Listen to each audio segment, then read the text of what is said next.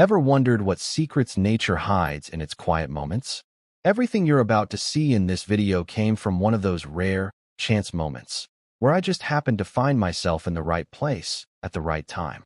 I had set out before sunrise one morning to film, and I just noticed this large bull elk standing still underneath a tree. As I passed him, I thought I could see what looked like a tuft of fur just hanging from his neck. It looked out of place, but it was really dark still, and I couldn't see that clearly, so I kept on going. Can you imagine stumbling upon a wild mystery like this? If you're new here, welcome. My name's Jake, I film nature shows for TV, and I've recently started this channel, StorySphere, as a way of sharing my passion for wildlife in a format that's a little bit more personal. So, hitting that like or subscribe button really goes a long way for StorySphere. Alright, back to our story. By the time I got back to the bull, it was a bit brighter out, and now I could see that there was blood. He turned around and slowly went up the hill into the trees, and as he did, I could also see that there was a wound on his back leg. So now, my imagination didn't feel that far-fetched, and I felt pretty confident that this bull had been hunted by wolves and had escaped, perhaps moments before I found him. I really wasn't sure if he would survive those wounds or not, so I just kept an eye on it.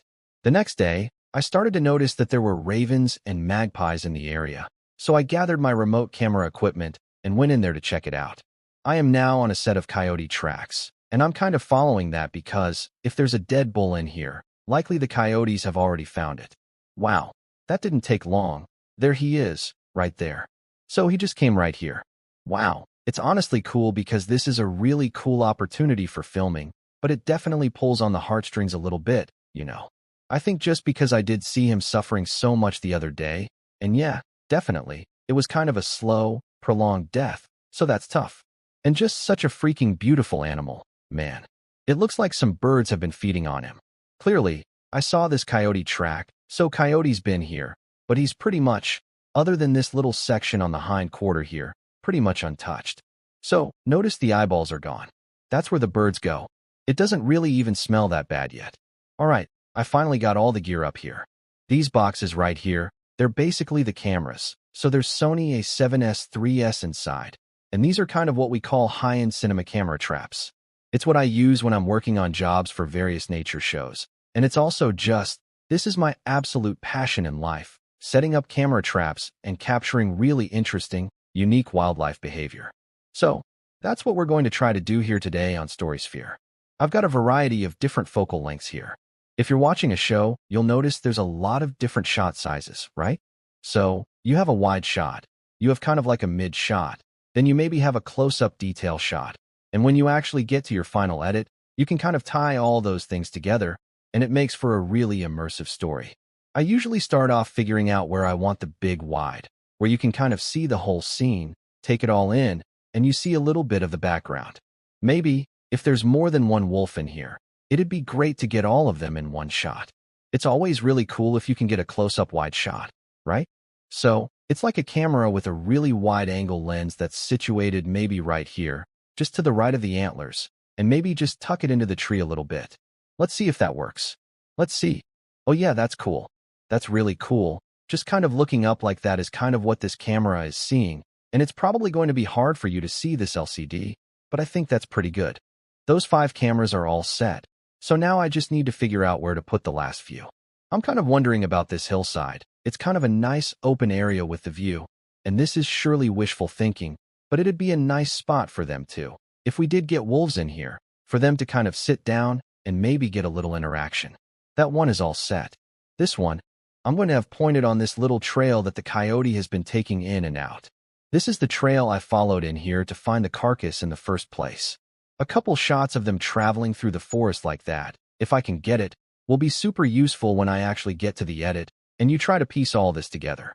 Alright, so I've got this little sensor here. This just is going to survey the area, looking for motion. It basically is looking for heat moving, like that's how your security cameras work. So, when they detect something, they will send a signal to all of these boxes, and ideally, all of them come on and start recording. I'm just going to put that on the tree here, and it's kind of facing the carcass, so any kind of movement, it will detect. You can see all the final camera placements there behind me.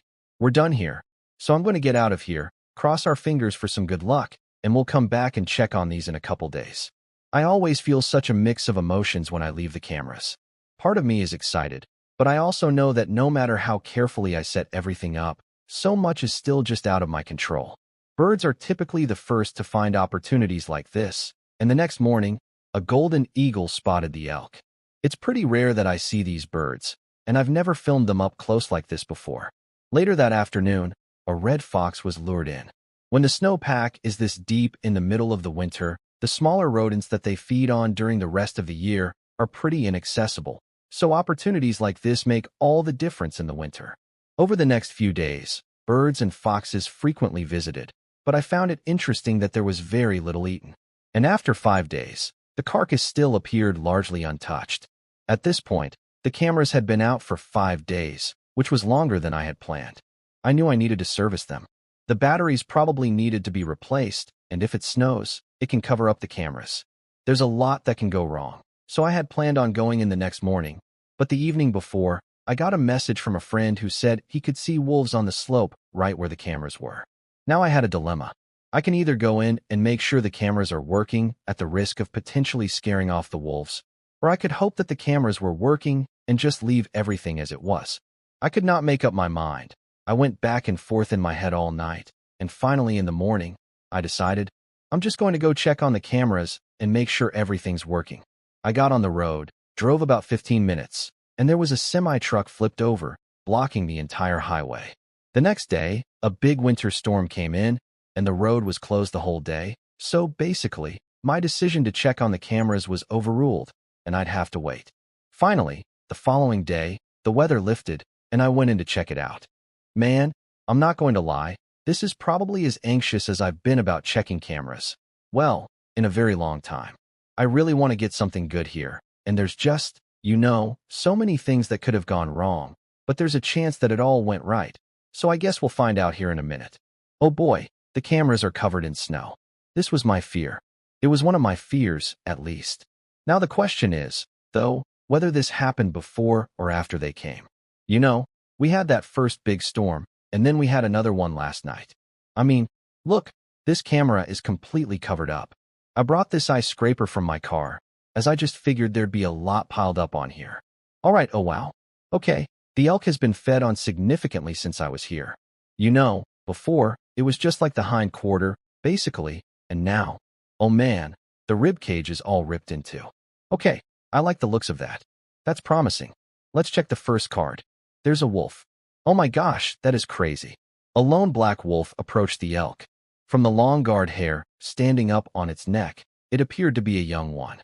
It took a moment to examine all the scent left behind from myself and from other animals that had been there, and then it left without really feeding. But the following morning, it returned. This time, it wasn't alone. Another black wolf was following just behind, and the two of them began to feed. It wasn't long, though, before something caught their attention, and I could just barely hear howling coming from behind camera. The sound grew louder, and you can see this tension begin to build. Part of them wants to stay and eat, but something in those distant howls pulls at them in a way that seems to be irresistible. That's incredible. So, what that shows is, it was like a 50-50 on that decision on whether I should come in here or not, and they were in here both days. Both of those days I tried to come in. One of them, the semi-truck was blocking the road, so I couldn't get here, and I would have come in and scared them off. And then yesterday, there was that snowstorm, and I was kind of on the fence anyway. I didn't come in, and they were here both days.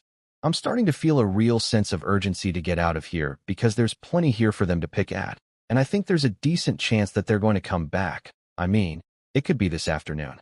So, I'm going to very quickly just do a battery swap and cards here, and then make any other adjustments that I need to. The wolves opening up the hide in the rib cage seems to have triggered a nonstop feeding frenzy for other animals. The elk is now quickly consumed, but 2 more weeks pass without any signs of wolves. All right, let's see what we got going on here. Oh, whoa, the elk is not in the same place it was when I was here last time. It was sitting right here next to this camera, and now it's over there.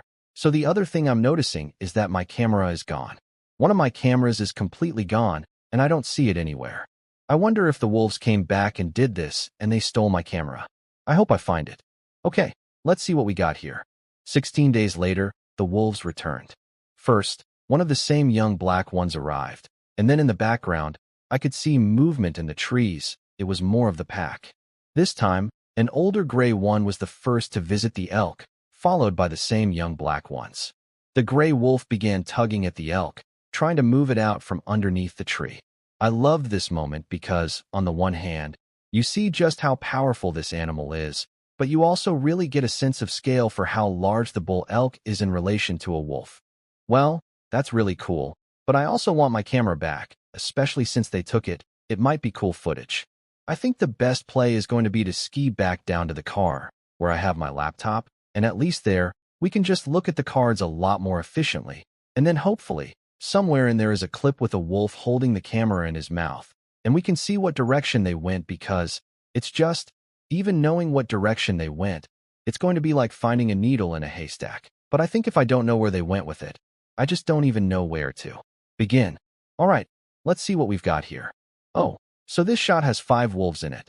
That's the most that I've seen on any so far. Oh, okay, there he goes. So he picks up the camera. Wow, it looks like he just walked down the hill with it. It's still in his mouth, still in his mouth. He just kind of goes out of frame. So you can't really tell. Well, that doesn't help much for the camera. He takes it down the hill, and then looks like he drops it or goes out of frame, but the camera was not on the hill, so they must have picked it up again. Shoot, I guess I'll just go back up there and just ski around in circles and just hope for the best. This, right in front of me, is all snowed in, but there are footprints there. Oh, I think I see a black box. Yep, there it is. That was way easier than I expected. That handle has been absolutely destroyed. Look at these bite marks. Oh man, I wonder if it's still powered on. It is. We can take a quick look right now and see if anything's on there. Oh, that's cool. It comes up from behind the ridge. That's a really cool interframe. Overnight, the wolves continued feeding on the elk, and by the morning, there was not much left, but other animals still continued to pick at the remains. Wow. Well, it's pretty incredible to see just how none of this elk has gone to waste. You know, I remember when I first came up here and found this guy. I had seen him kind of wounded and suffering before, and I felt it was sad. It was really sad. He was such a beautiful, strong, healthy animal, and there was a part of me that was like, man, that's a shame. But I gotta say, my perspective has shifted a little bit after seeing just how many different animals that his life has gone to support now. You know, winter's a really hard time of year. Without winter kills like this, animals like the coyotes and foxes and ravens and eagles and everything else that was in here, like, they rely on these opportunities that are provided by animals like wolves, these bigger apex predators that can take down an animal like an elk. Maybe it's cliché, but it is the cycle of life. And to see it all play out on camera like this, I think is a pretty cool thing, and it's just a cool reminder to me of how valuable wolves are in this ecosystem. It's easy to look at it and be like, oh, wolves, they're torturing elk. And, you know, this poor elk suffered. And I get that. And if I'm being completely honest, when I saw this elk standing there bleeding, I kind of had some of those thoughts myself. Like, I had some of those feelings too, and so I understand. But it really is a bigger picture. There's a bigger story that's going on out here.